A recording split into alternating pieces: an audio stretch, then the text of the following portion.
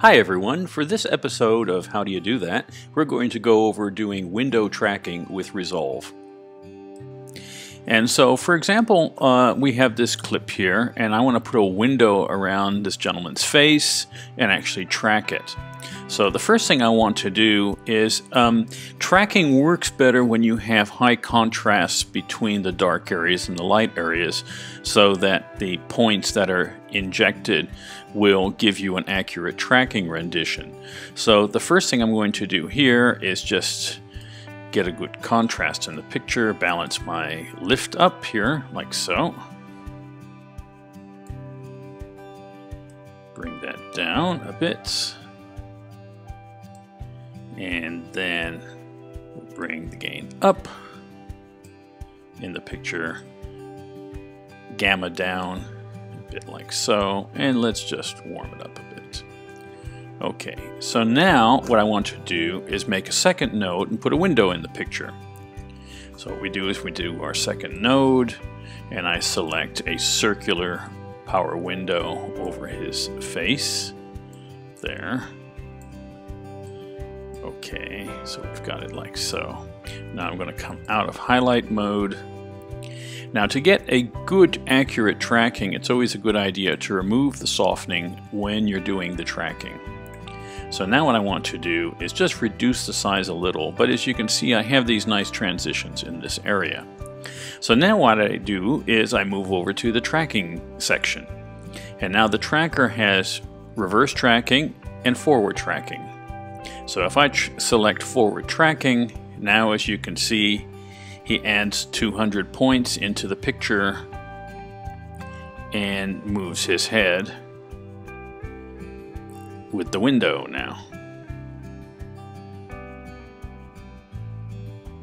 Okay, so then once we finish that, we have a little fix that we need to do in this area, but let's go and do the beginning of the clip. So as you can see on the bottom here, I've got tracking data for almost the whole clip, except this part here has no tracking information. So I'm going to move the cursor within the tracking data here, like so, and then click on the reverse tracking button.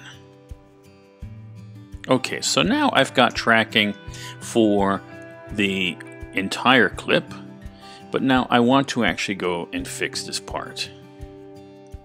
Okay, in order to do that, the best way here is we say, we come to this point where it starts to go wrong, and then we change this selection from clip over to frame mode.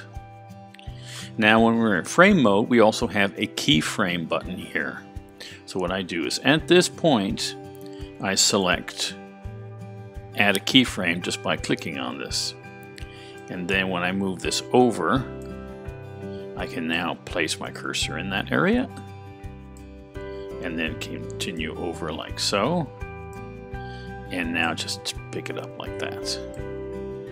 So now if I come back into clip mode now and play this all the way back, you will see that the tracking remained for the entire length. I could have reduced the size on this window in that section a little bit, but I think for this purpose let's leave it like so.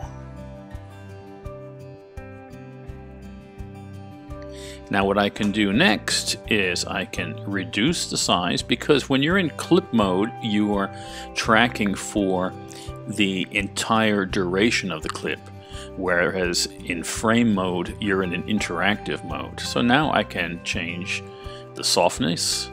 I can move this maybe slightly like so, and now as you can see it will apply that for the entire length of the shot.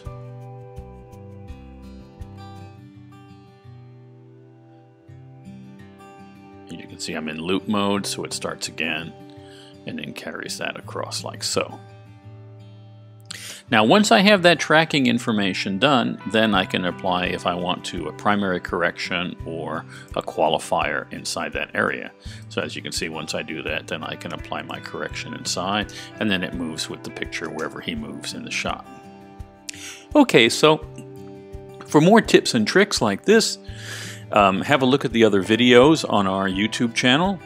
And also, for more information about training services, have a look at the information in the comments below.